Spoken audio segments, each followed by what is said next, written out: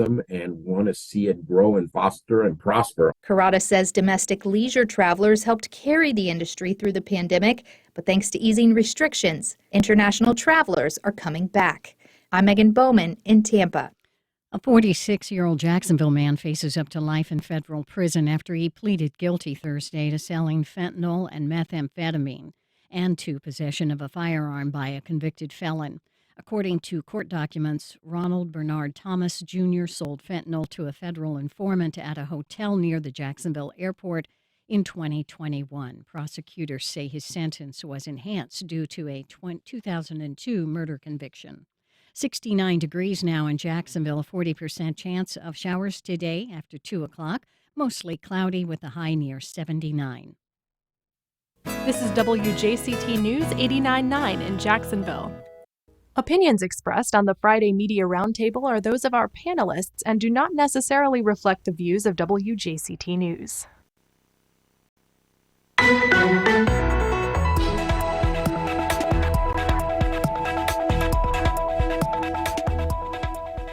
More drama and nasty accusations in the Jacksonville's mayor's race. A new plan moves forward to crack down on panhandling in the city, and too many Duval kids say they're depressed and even thinking about suicide. Some of the stories making headlines this week.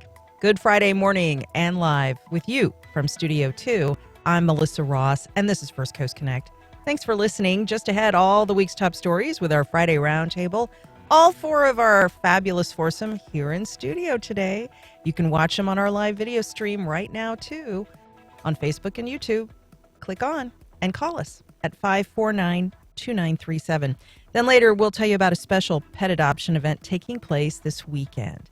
That and more ahead, but first it's Friday, and here to round up all the week's news, we welcome Dan Scanlon of WJCT News.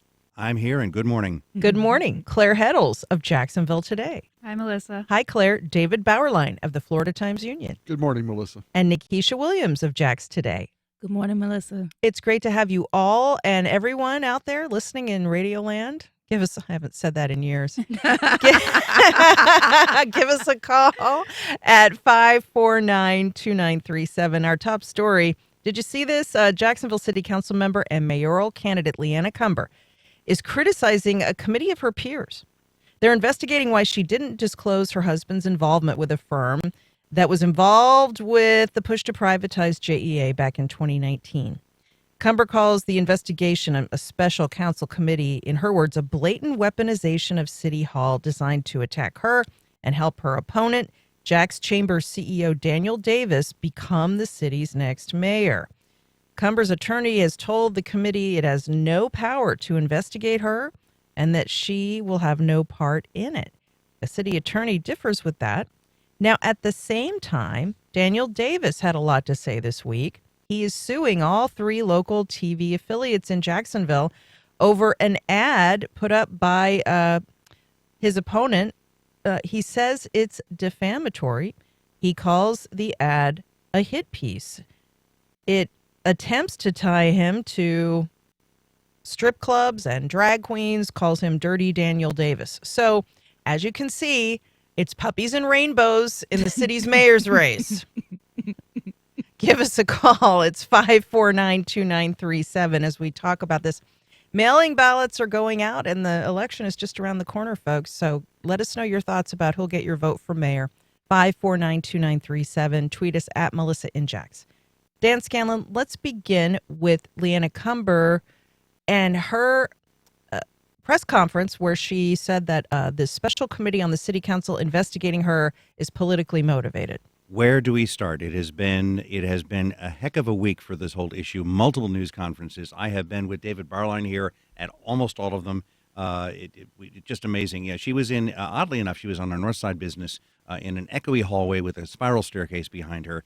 She had Daniel Bean with her, indicating that this was a far overreach. Her attorney, a far overreach of anything that should be done. And she said there was absolutely nothing that her husband gained from the JEA discussions or bidding process, and basically said that what Daniel Davis was doing was hurtful to her and her family, which is what Davis had said 1 week ago at his news conference at FOP, that some her stuff was hurtful to his family. And then the week just went on with the special committee for JEA and Randy DeFore and Priestley Jackson, 2 council members who were on the original 2020 committee, saying that this was an overreach, a huge slippery slope, DeFore said, for this committee.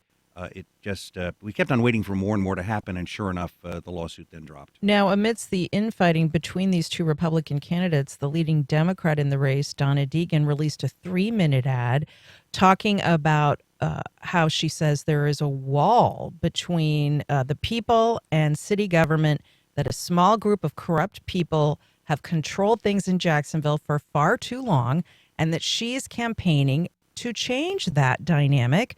It was an indirect shot at her opponents, David Bauerlein, who've been slinging mud at each other in this race.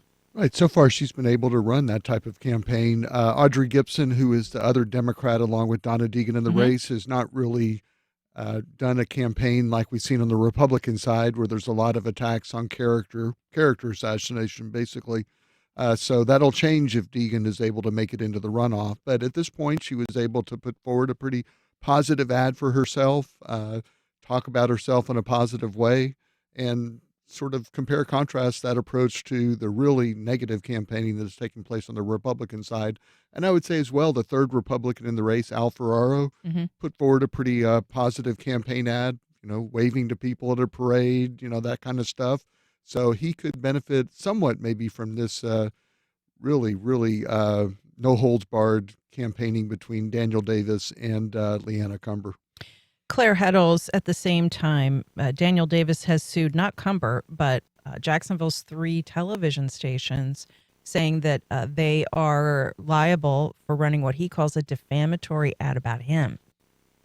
I think many campaign ads for years have been defamatory and not necessarily true. So regardless of whether or not he actually has a case, it's a huge headache and expensive for TV stations, and it comes right on the heels of Governor DeSantis saying earlier this week that he's considering legislation that would make it easier to sue local news. So it seems along the same vein of attacking local news, whereas the lawsuit really doesn't go after the PAC that put out the ad.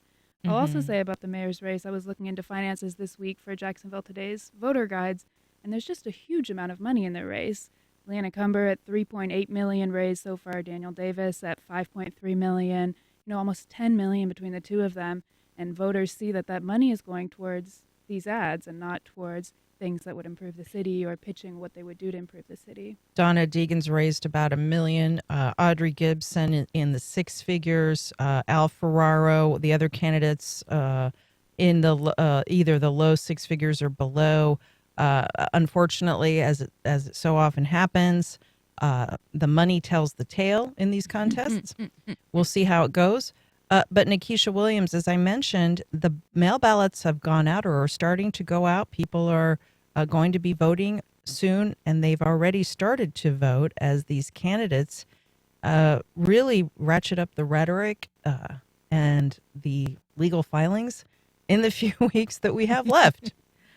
I think my biggest concern is, as a voter, like, if you aren't following closely what's happening, you would think there were only 2 people in the race, Leanna Cumber and Daniel Davis. And the way that they're slinging mud at each other, I wouldn't vote, and I'm not voting for anyone. I have no problem saying that on air, for either of them. But then, if that's the case, who else is there, and what is their platform? What are they standing for? And what are they going to do for the city and the community and the people of Jacksonville across all of the sides, north side, east side, west side, south side, that's going to bring the city together and do something that the city can benefit from? And I think I haven't seen any of those proposals. I haven't seen any of that rhetoric, haven't heard it at least. And, Donna Deegan saying, she wants to have change and casting a light of, I'm standing in opposition to what's happening between Cumber and Davis. My question is how? What do you want to do? What are your plans? And then how are you going to work with the city council? And that is something that has been missing a lot from these mayoral conversations about what's going on. Well, I'll tell you, just the other night, I was able to moderate a panel at the Interfaith Center for Northeast Florida with 3 of the candidates, Donna Deegan, Leanna Cumber, and Audrey Gibson. They were the 3 who said yes. Deegan did actually at this event go into great detail about her platform for the city. She's campaigning on better infrastructure, better health, and a better economy for all. That's all on her website. Audrey Gibson talked about her key issues. So did Leanna Cumber. They were given the chance to talk about their key issues. But at the same time, that is a question many people have. What's your vision? Where are you taking the city? The candidates have a short window now to make those cases to the voters. You know, I've covered mayoral races since the Jake Godbold days here, and I also had the pleasure of, as a PR person, run 2 campaigns, advertising campaigns. I have never seen anything this nasty between 2 candidates. I agree with Keisha that literally you almost don't know there's anybody else. And there's 8, 9 mayoral candidates out there, some of whom have some excellent qualities.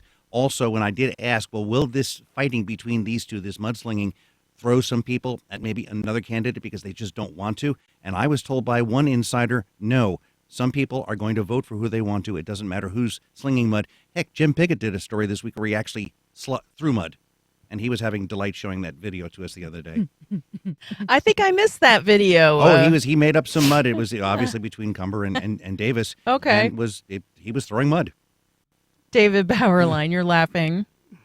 I'm trying to visualize that. I actually did a campaign ad once where I made mud in a bucket and we threw it at the poster of a candidate. I wasn't my ad, but I was asked to assist in it in the production. That was a long time ago. Speaking of local TV news, here's a tweet from Susan. Why is Davis suing the news stations rather than Cumber's super PAC?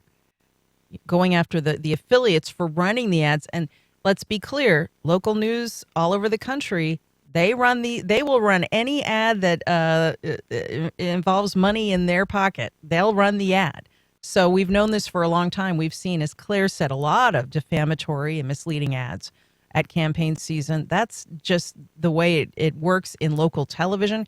Can you make the argument, David, that they should exercise more discretion over the ads they choose to run? I think that's a fair conversation to have. At the same time, he's going after the stations rather than Cumber's super PAC. Right. And I think the argument behind the lawsuit would be that TV stations do have a responsibility to sort of fact check or make sure that when they do run TV ads that they're grounded in some basis in fact. And his argument would be, I went to the TV stations, I told them all the reasons why the ad is wrong, and you still ran it knowing that I had told you all this. Now, Claire had mentioned that these distortions in ads, they've been long commonplace, and there might be some kernel of truth that you can hang a particular attack ad on. And TV stations have, I think, basically given the benefit of the doubt, might be the wrong expression, but the benefit of, if there's something to it, then yeah, you can run your ad and you pay for it and the check clears and you've got the time. Nikisha, you and I both spent a lot of time in that world, and go ahead. Go ahead. TV stations should fact check the ads. There are 2 different departments. There's the news department, and then there's sales and advertising and traffic. And there's allegedly a wall between the 2. There's supposedly a wall between the 2. Ironically enough, I used to do the truth test with Donna Deegan at First Coast News when she was an anchor, and she would fact check ads on air. Long time ago. However, most local news stations are not mom and pop shops. They're owned by corporations and conglomerates. They are being consolidated. And so in that consolidation, the integrity of the journalism suffers because they're trying to have cheap labor so that someone right out of college that doesn't know much about anything, they're not being paid a lot, they're working long hours, overtime, and then you want them to fact check an ad for a candidate when the check is cleared. That's just not going to happen. It's not a priority. I'm not saying it's right. I'm just saying this is the state of the industry today. The news industry as a whole has some crisis points. And so Daniel Davis going after the local news stations, he's going after the low-hanging fruit. I can imagine that he's not going to get much out of the suit. And even going after the local news stations, Action News is owned by Cox Media, which was bought by another company. First Coast is a Gannett, Techno, whatever that is. those parent companies have deep pockets. So we're going to court. The elections is going to be over. And what are you going to accomplish? And let's clarify this. He's going after the stations, not the news departments per se, the stations and their ad department who bought these ad buys. And they're putting them in the newscasts. The legal wrangling will go on a lot longer than this mayoral campaign. Correct. The ad will be off the air and you will still be in court. What are you accomplishing? Claire. If you remember last year during the city council race between Nick Howland and Tracy Polson, there was a similar issue where one of the attack ads against Tracy Polson had a clip from her talking to a local TV station that was taken completely out of context, and she said misrepresented her beliefs. And the same TV station was also airing that ad as they put out a story on the news department that was a verify story saying, yes, this quote is taken out of context. Right. They were running the ad as their news department said the ad is not accurate. So they've consistently said, this is not a new debate, they've consistently said our news department is separate from how we fund the news, which is ads on our TV station. Okay, 549-2937. Brad at the Beaches. Hey, Brad, happy Friday. Go ahead. I was wondering how Daniel Davis had such a large war chest, but I guess if I march it out, working for the chamber, he's helped work with the government to get money for businesses to come to town, and now they've kind of all shelved that back to him, and that's why he has the most. The biggest question I have is, why would a guy give up a $500,000 a year salary to take a $200,000 a year salary? Why would you ink a $1.2 million loss over the next 4 years in your income if you don't have an ulterior motive? And I want to thank Jax today for that voter guide, but we need to add Council District 13. If we're going to get rid of that lump of coal, we got to at least put in the write-in candidate's name. Thank you so much. I'm not sure who you're referring to by saying lump of coal, but thanks for being an informed voter and calling Brad. And Daniel Davis, I believe he did ask the chamber to hold his $500,000 a year job for him if he doesn't win the mayor's race. Isn't that right? It's a contention in a lawsuit that was filed. There's a lawsuit over that, filed by the First Coast Tea Party, I believe, David. Right, the woman who was with the First Coast Tea Party. So, and her, again, a lawsuit that may or may not be resolved before the election, but certainly raises a lot of issues that, are not favorable in terms of how the lawsuit is posed. At the same time, Daniel Davis has wanted to be mayor for many years. He's been working toward this goal, Dan, for many years. Leanna Cumber's campaign, a big narrative on her side is you shouldn't get this by default or just because the powers that be want to grant it to you. You should have to fight for this race. That's the narrative we're hearing from her. On the Democratic side, Audrey Gibson, Donna Deegan are saying, we need to get rid of this entire crew.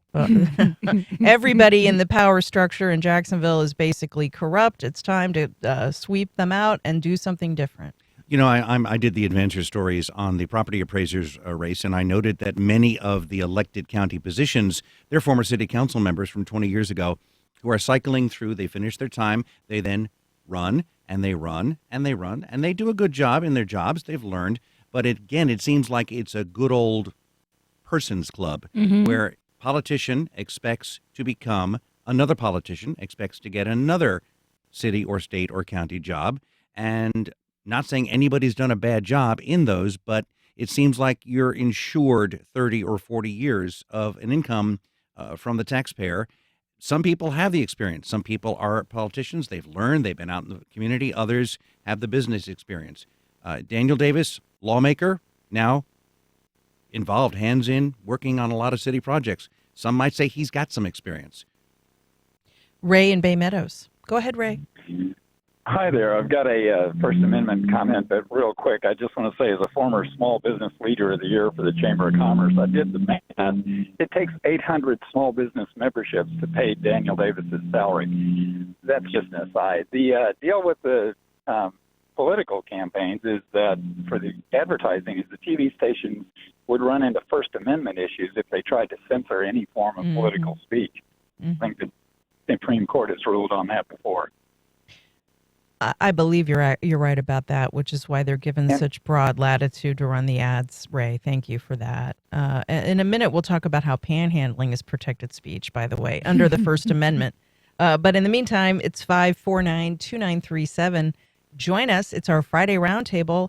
Let's talk about school news. Kids in Duval schools say they are reducing their dangerous behaviors in many ways, but a new survey shows alarming increases in the risk of suicide, fighting, and weapons. The data came out as part of the Duval County Youth Risk Behavior Survey released this week. Here's the scariest thing. Nearly half of Duval's high school students say they feel sad or hopeless, and more than one quarter, say they've seriously thought about suicide. So our kids are really hurting, and we want to hear from parents now. 549-2937. Parents, teachers, and kids, give us a call. Dan Scanlon, there is some good news in the survey in terms of more kids choosing positive behaviors, resisting drugs, premarital sex.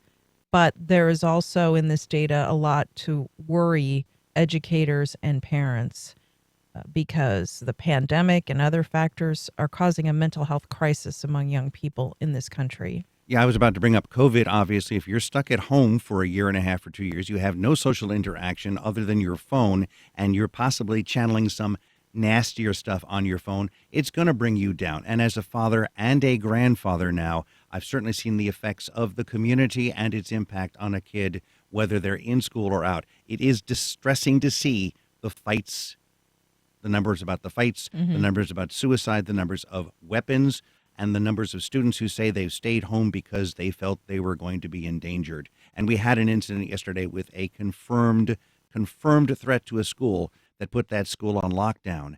That's scary news in this world where every 3 or 4 or 5 weeks we're having another school incident on national news.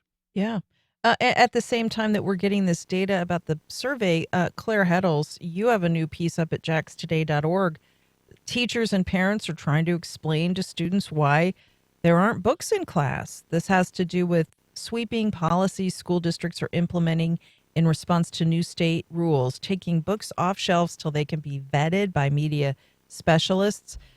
And the rationale, of course, is that nothing inappropriate should be shown to kids under a new state law.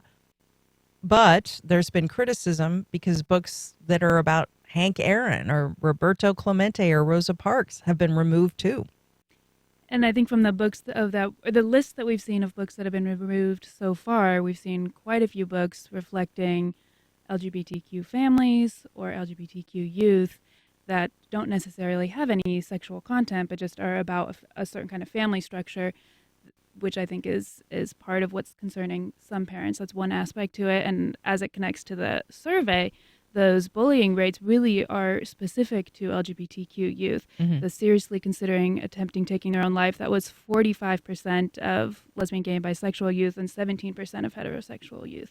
So those results are skewed heavily by the queer population. The survey doesn't ask about gender identity, so we don't have data about trans youth, but this, specifically for lesbian, gay, and bisexual, made a plan to attempt suicide. That was 37% among lesbian, gay, and bisexual youth and 14% among heterosexual. So if we're talking about these rising mental health crisis rates, that's the population that's driving those rates so high in this county. And this is from 2021. Since then, we've seen support structures for these youth in schools change drastically. They've been reduced. We'll see what happens when the survey results from 2023 come out in next year. 549-2937. It's just not a good situation for kids. Just not good. I'm a parent too, and I see it every day with my kids and their peers. It's just not good. It's not, and it's always going to be a marginalized community that bears the brunt of the negative mental health effects associated with rules, policies, behaviors, and even pandemics that upend their lives in a way where they are disconnected from their community and the support systems that can keep them safe. And so, on the one hand, we're seeing this concerning rise in the number of students who consider suicide or make a plan or feel anxiety or stress or plans to harm themselves or want to fight and lash out. And then on the other hand, we have this rise in book bans where students, no matter how they identify or who they are, what background they come from, can find solace in a story written by an author or whoever that gives light to their experience. It's more than just banning a book because you don't like the content or you think it's indoctrination or you think it's going to make somebody feel guilty about their generational ancestry. The power of books and the power of language and written word is to allow people to know in the basis of ways that they are not alone. You have to interact with the book. You have to be fully committed to a book. You have to use your mind and all of your senses to get into a story. And when children do that, they learn. It's a very different medium than television or radio or digital media. It's something that they can interface with and allow them to think about themselves, the world they live in, and the people around them in a way that is inclusive and that can improve their mental health. But we're taking that away from them. The school board, is taking that away from them. The administration is taking that away with them to comply with laws for a person who was only concerned about his own political ambitions and is doing so to stoke the culture wars that will get him votes for an election that he has not announced himself for a candidate for. As a candidate, You're talking about the governor. I'm talking about the governor because this is what it all goes back to. This is what it all goes back to. The book bans that were part of the Stop Woke Act that also came with the Parental Rights and Education Bill, which former Florida governor and now U.S. Senator Rick Scott has introduced at a national level. So are we not going to see this introduced at a national level? Florida is doing something that is so insidious and that is going to affect the entire country. Look what happened with the College Board and the AP African American Studies program. That's not just a Florida course. That's a course that's national. So we are taking these culture war fights, saying that it's to protect children, to give parents a choice, but then we're nationalizing it in a way that is going to affect the entire country and have entire populations of children, Black, Latina, Asian, Pacific Islander, LGBTQ, affected in a way about what they can learn and what they can read and how they can relate to each other. And then we're going to wonder why their mental health is so bad. It's absolutely a crock. It really is. If I could, I'm going to share a recollection. I graduated from high school in 1984, a little town in Ohio. There was no discussion, of course, in those days about LGBTQ matters. Kids were deeply closeted. I went to high school in that time with a girl whose name at the time was Jackie Waddell. She went on to be kind of famous. She changed her name to Jackie Warner, and she became the host of this hit show on Bravo called Workout. I don't know if you remember that. She became a celebrity trainer to the stars, right? Well, on one of her shows, this aired a few years ago, she went back to Fairborn, Ohio, the town we had grown up in, and she talked about how isolating it was to be gay at that time and in that place, and that it wasn't until like 1983 or 1984, our senior year, when a movie called Desert Hearts came out, and it was a love story between two women. And she had her driver's license by that time, so she drove by herself an hour and a half to Columbus, Ohio, which was the only theater anywhere in the area that was showing Desert Hearts. And she went and watched Desert Hearts. And she said it was the first time in her life that she realized she wasn't the only one who was gay. She really did think nobody else is like me. And so seeing that movie for her was incredibly powerful. And I think that books serve the same purpose for kids who feel alone or who feel scared or who feel isolated and who feel like no one understands them and that there's no one out there like them. And I was just absolutely blown away watching that episode on television and remembering her from high school and thinking, as you look back in time and you with the wisdom of years, and you realize how difficult it was for someone like her, and still is today. I don't often editorialize on this show, but I really did want to share that story because it's coming to mind right now. Well, I remember a signed book in high school was Tolkien's The Hobbit. That book alone opened up so much into me that I'm probably part of that is why I'm a reporter today and still all these years later. I didn't start listening to Black Sabbath. I didn't start practicing magic. I didn't care. I've heard otherwise. Okay. I didn't. Just saying. And then the list of 25 books that I got from a teacher, which Claire had in her story, which are ancient novels that are not really relatable to modern society. And this is what children have as an approved reading list. This is not the world we live in. They should be prepared for the world we are living in, not the world of my youth. But thank goodness, at least, The Hobbit was allowed as a high school book and project, and I had to do a report because I learned of another world outside of geometry. Yeah. Lots of emails. Here's one. Our kids are sad and behind academically, so what are we doing? Taking away all of their books. This is only amplifying their stress. Randall emails the show. I'm a parent in St. Johns County, and I'm seeing alarming issues in my stepson's school. Students there have no one they can talk to in moments of crisis. Counselors are overwhelmed. Thanks for that, Randall. Susan in Mandarin. Go ahead, Susan. Yes, I understand that a lot of people are outraged about the books being taken off the shelves, but my understanding is that it's Dr. Green and her staff that are doing that, and it's not the school board doing it. But so my question is, can the school board pass a resolution saying that the teachers have the discretion to put whatever books they want on the bookshelves? Okay, thank you. Dr. Green and her staff have talked to the school board about this, David. In fact, there was a meeting recently where they said they're doing this to remain in compliance with state laws.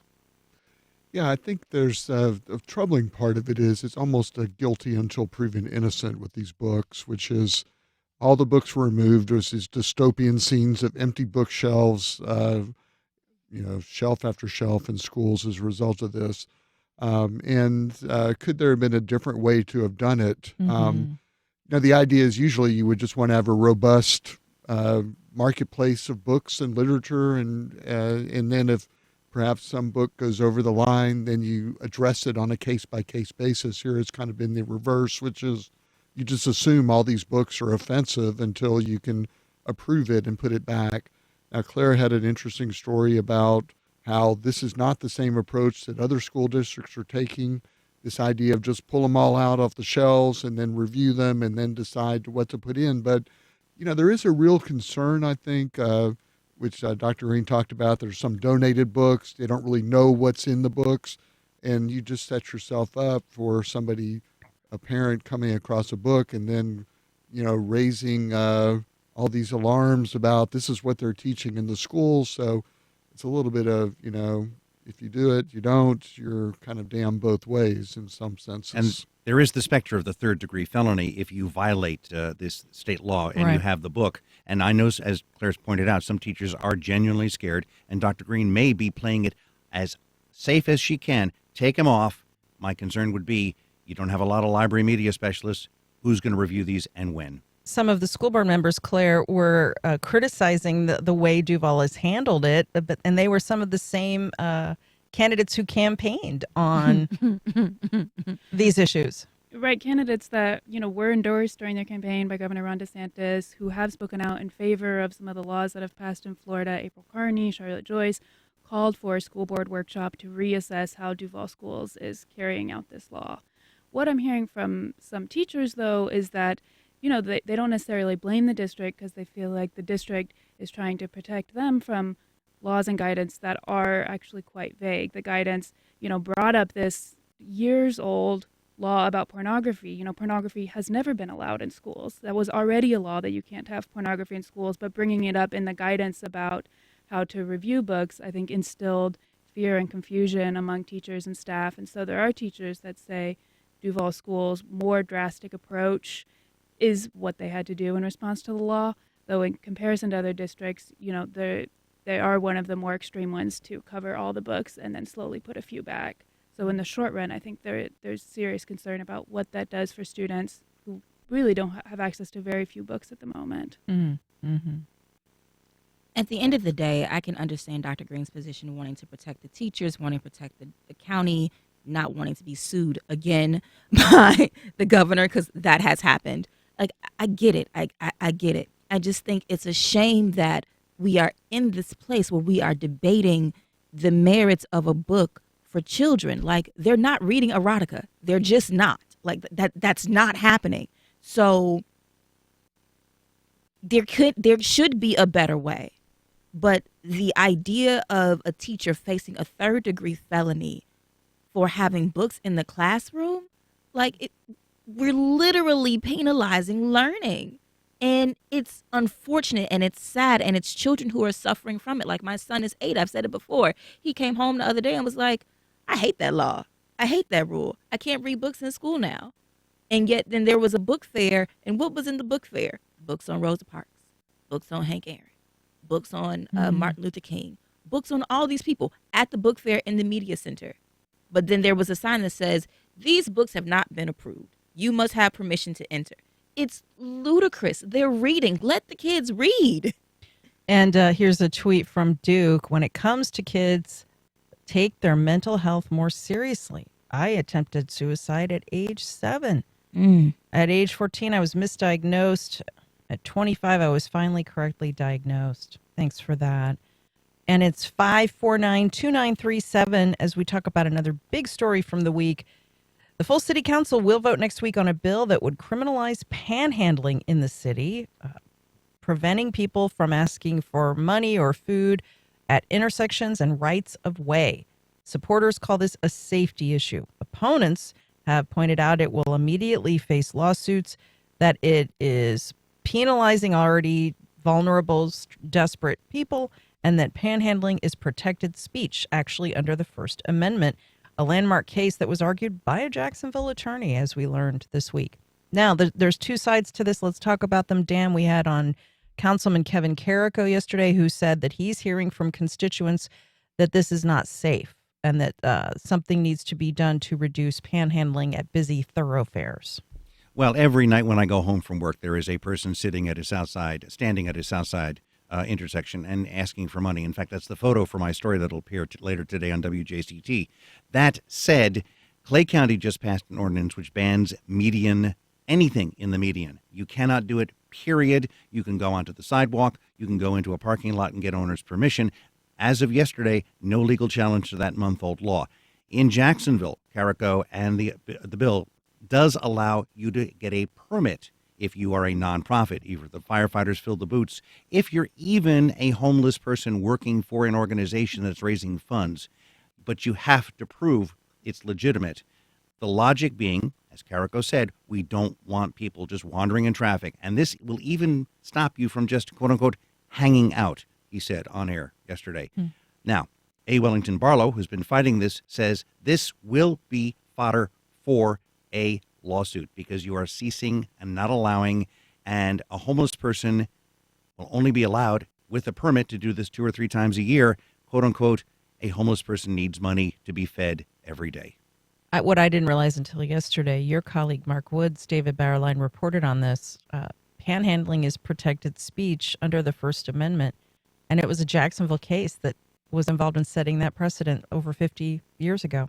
Yeah, Mark did a great job going to the history files and pulling that out. And this, again, would be something that's going to be contested in court. And it is protected speech if you're in a public right-of-way, like a sidewalk or a median. One comparison I've seen is that there are limits, of course, to that protected speech. An example would be if you're walking down a sidewalk and somebody asks you for money and you say no, and then you keep walking and the person follows you and yells at you and gets in your way, well, then maybe you're losing that right of protected speech. Now, the issue on these intersections is if someone is just sitting in the median or standing in the median with a sign saying, I'm homeless, please help, that's one thing. If they're actually walking into lanes of traffic and knocking on windows and asking, demanding people to roll down the window to talk to them, that's another thing. This ordinance it makes it against the law to do all of those things. Mm-hmm. You can't wander into traffic. You can't even stand on the median. So that's where the real First Amendment issues will be coming in. Did it go too far in terms of infringing on that right to protected speech? We also learned the other day when doing this segment that there is a little-known Florida statute that requires football or sporting stadiums to house homeless people on off nights if they're taking a certain amount of taxpayer money. That isn't being done in Jacksonville. I learned that on this show too. Yeah, I had no idea. It's an interesting lead that we should follow, and I agree. Learn about whether or not that's something that should be implemented. But to David's point, I think it's already. I'm sure it's already illegal for jaywalking, standing in traffic. There is a law against grabbing door handles. So many of these sort of concerns about people walking through traffic are already illegal. So criminalizing standing in the median seems like it's somewhat of an uncreative solution from city council to impose criminal fines. Why are we not hearing more creative infrastructure solutions if the concern is about people's safety, improving sidewalks, improving pedestrian access ways, or lighting where pedestrians can cross, or expanding medians?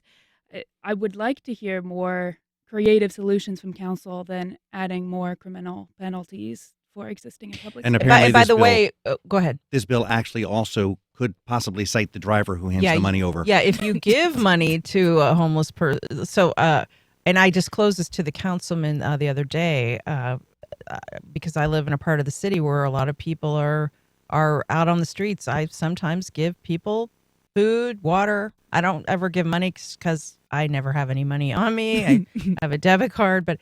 I'll ask people, there are shelters right down the street. Why don't you go to the shelters? They're full. They'll tell me they're full. So when I asked the councilman about that, he said the Quality of Life Committee on the city council is looking at those issues. And the question becomes, can you look as a city council at raising more capacity to house more people, to get more people into rapid rehousing? And I think that goes to the core of the issue. It's not that people are panhandling. It's that people are unhoused. And so what are the circumstances that have led to them being unhoused? And what is the city, what is the state, what is the federal government doing about the population of unhoused people that continues to increase all across the country?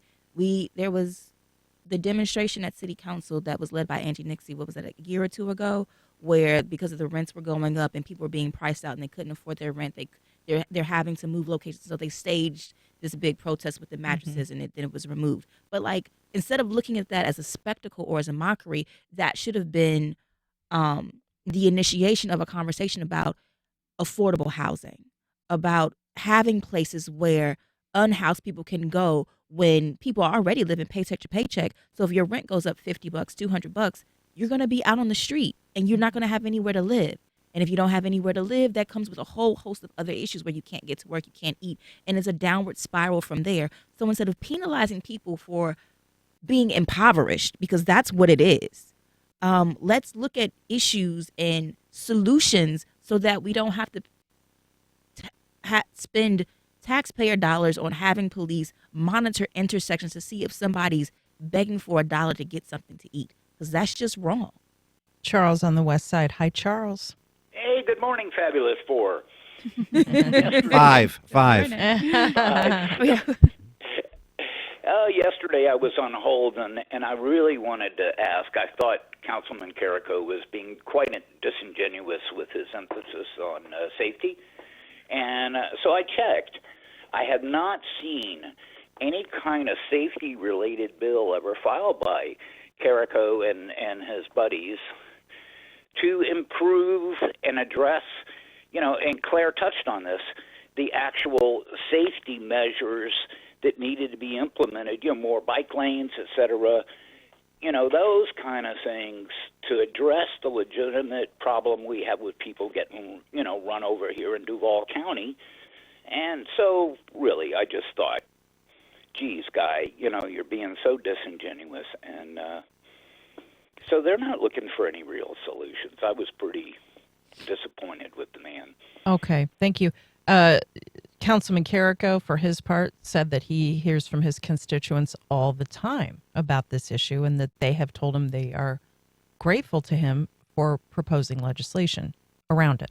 Well, also this week, the feds announced that Jacksonville was one of multiple cities that received some Safe Streets funding. We got $200,000 for that. So let's see what comes up from the city and sheriff's office to help cut that down. And before we say goodbye, let's go around the horn and round up stories that might have escaped your attention this week. Yes, it's our lightning round. Oh, we don't have the sound effects. Sorry, guys. David Bauerlein, I'll start with you. I'll use one of your favorite words, Melissa, renderings. Renderings at the corners of my mind. Go ahead. There were some renderings this week about what some of the parks along the riverfront downtowns could look like. Impressive. And as always, if they actually come to fruition, it's going to make a real change in what it's like to walk up and down our St. Johns River here. That's excellent. Claire Heddles. Mail ballots went out this week. It's not too late to request a mail ballot. You can still request a mail ballot until March 11th for this election. And Jacksonville Today's voter guides are slowly rolling out. We have one on City Council. We have 3 or 4 more coming next week. That's at jaxtoday.org/vote. Yeah, check that out and read up on the candidates and the elections at Jax Today. Nikisha Williams. There are 3 amazing art exhibitions happening right now. There's Clarissa Clark, who has an exhibition at FSCJ Kent campus. Dustin Harewood is exhibiting at UNF, and Tracy Mims is exhibiting at Yellow House in Riverside. They are amazing. The works are astounding, and you should all go see them because they're beautiful. All right. And let's not forget, Jacksonville pastors are holding a press conference today to decry an MLK Day video by mayoral candidate Jimmy Peluso that they say was degrading, derogatory, disparaging, and insulting. So, some more puppies and rainbows. It's the mayor's campaign. Okay, that's so exciting. Always good to see happening in Duval. Also, today at noon on the Florida Roundup, a closer look at how parental pressure scrapped controversial questions for student athletes in the state. And on Saturday at 4, tune in to What's Health Got to Do with It with Dr. Joe Servin. And thank you, Dan Scanlon, David Bauerlein, Claire Heddles, and Nikisha Williams, as always, for being so fabulous. We appreciate you being here. Thank you. Thank you. Thanks, Melissa. In a moment, a special pet adoption event this weekend, and it's free. We'll check in with the Humane Society after this. Don't go away.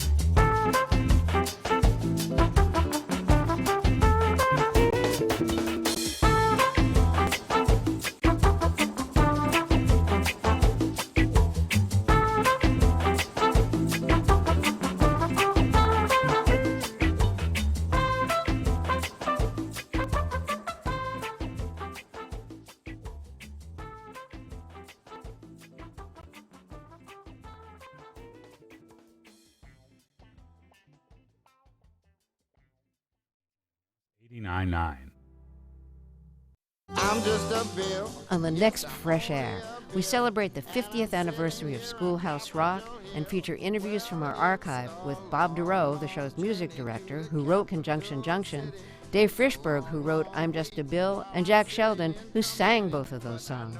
Join us today at 1 on WJCT News 89.9. That I will, but today I am still just a Bill. Gee, Bill, you certainly have a lot of patience and courage.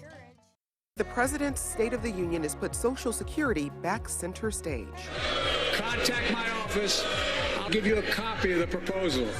Also this week, the Fed sent a signal on future interest rates. King James sets a new NBA record, and the Grammys pick for Song of the Year takes everyone by surprise, including the winner. Much more on the Roundup next time on 1A. Today, starting at 10 on WJCT News 89.9.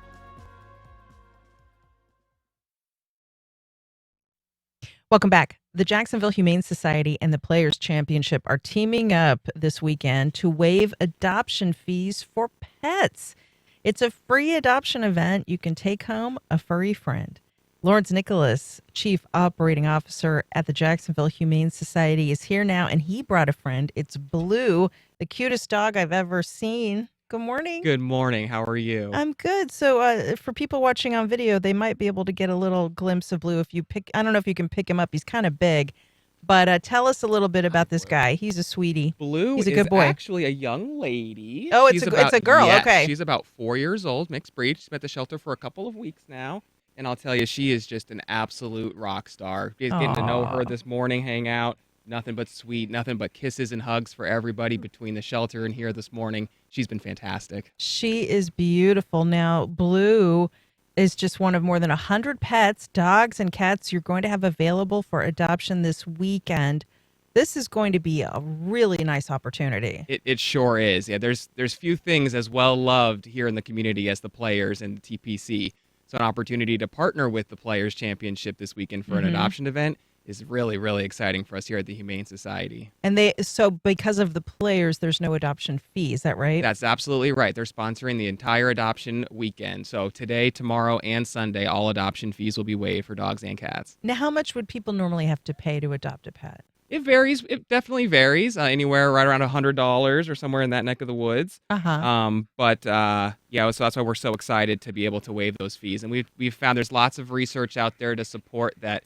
No matter how much somebody pays for an adoption fee, doesn't affect how much they love that pet or invest in them with their time and love. Yeah, but if you're tight on money, that's $100 you could save. Yes, ma'am. Exactly. That's right. We want to always be ready to break down any barriers or anything like that for someone being able to take a pet into their home. Now, before the pets go home, you do a lot to make sure that they're healthy and ready to be adopted. Tell us about what the Humane Society does. Absolutely. So we take in nearly 9,000 animals every single year. And every single one of those is going to be checked out by our veterinarians and our medical team, spayed and neutered if necessary, vaccinated, rabies, and make sure that they're ready to go home with a new great family. And we try to learn as much about them while they're there, figure out what are their likes and maybe some of their dislikes, and try to find really good matches for the pets. How many animals are out there that need forever homes in our area? How big is the problem? The need is significant. So like I said, we take in about 9,000 animals a year directly into the shelter. The Animal Care and Protective Services City Shelter takes in right around 7,000 animals a year. And we help many, many more animals than that every single day to try to keep them with their families. So the need is significant. So whether you're looking to adopt and add to your family, the Jacksonville Humane Society is a great resource for you. But also if you are having a tough time, if you need help with your pet, we encourage you to reach out to us as well. Sure, because people do struggle with that sometimes. And you always hate to see the situation where people adopt a pet and then decide they can't handle it and bring the pet back. Yeah, we definitely see that sometimes. And we'll always try to encourage making making the right match on the front end. But also we understand that it's hard to know for sure. I often like to compare that to a person's dating life or romantic journey in their life, that we often don't marry the first person that we fall in love with. Right. So we understand that it might take a couple tries taking a pet home, and that's okay too. If you take somebody home this weekend at our adoption event and for whatever reason it just wasn't the perfect fit, that's okay. Come back to us and see us again, and we'll keep working with you to find the right pet for you and also the right home for that pet. I don't think Blue is going to be waiting around too long. There's no way. She is such a charmer. She has just been fantastic. Yeah. She's like I said, she's only been with us for a couple weeks, and she's a staff favorite. When I told everyone that we were taking Blue this morning, you should have seen people stopping me in the shelter like, oh, she's so great. She's going to do so fantastic. Now, Blue has a Players Championship bandana around her neck. Yes. All dogs will go home with a bonus bandana and a package of treats from Bark and Biscuits of Berry Good Farms. That's exactly right. So let's give them a little shout out. Yes, let's do. The Berry Good Farm, such an amazing program of the North Florida School of Special Education. We partner with them in a number of different ways, but one of the great programs that they have is their Berry Good Farms program, where they make treats for dogs, and we have them at our shelter all the time for anybody. And being able to partner with them even further to make sure that Blue or whoever goes home with you also is going home with a great bandana from the players and a bag of treats is a really cool partnership. Okay, so this pet adoption event coming up this weekend, both Saturday and Sunday. What do people need to know? Today as well. And so today. Friday, Saturday, and today. Sunday. So we're open from noon to 7 today and 10 to 5 both Saturday and Sunday. Just come on down. We're happy to have you. Bring your family, bring whoever, bring your loved ones, and we'll do everything we can to hopefully add one or two more to your family while you're there. Check it out. Visit the Humane Society today, Saturday, and Sunday at 8464 Beach Boulevard and take home a wonderful addition to your family. Dogs and cats available for adoption. And the big deal this weekend is no fee. It's a free adoption event. So check it out. Lawrence Nicholas, COO at the Jacksonville Humane Society, along with Blue. Thanks so much. Thank you so much. And big thanks to the Players Championship. We're really excited to partner with them. She is such a cutie. Oh, I love her. What a good little... Oh, you're a good girl. You're a good girl, Blue. All right. Thanks for listening, everyone. Thanks also to David Luckin, Heather Schatz, Brendan Rivers, Brady Corum, and Michelle Corum. Drop us a line at First Coast Connect at WJCT.org, and make sure to circle back today at noon for the Florida Roundup. My new co-host, Danny Rivero, and I will be rounding up the biggest stories from all over the Sunshine State today at noon. In the meantime, have a great Friday.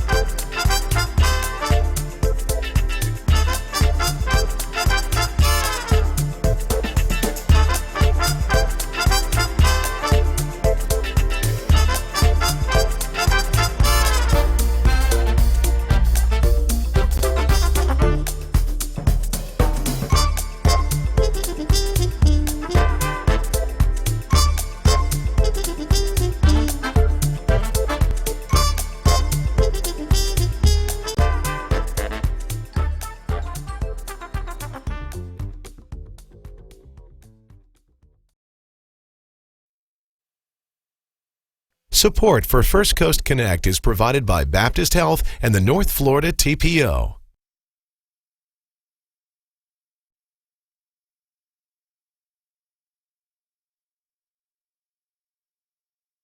North Florida TPO, proud sponsor of WJCT's First Coast Connect, bringing to the community innovation in transportation planning, commuter services, clean fuels, and intelligent transportation systems. More at northfloridatpo.com. Baptist Health is a proud supporter of First Coast Connect with Melissa Ross. Baptist Health, committed to building a healthier community for all of us. More info at 202-4YOU or baptistjacks.com. Wayne Hogan of the Terrell Hogan Law Firm. Malignant mesothelioma. Asbestos dust causes this cancer. Learn more from board-certified civil trial specialist Wayne Hogan at waynehogan.law. This is WJCT News 89.9 in Jacksonville. Ahead in the next 5 minutes,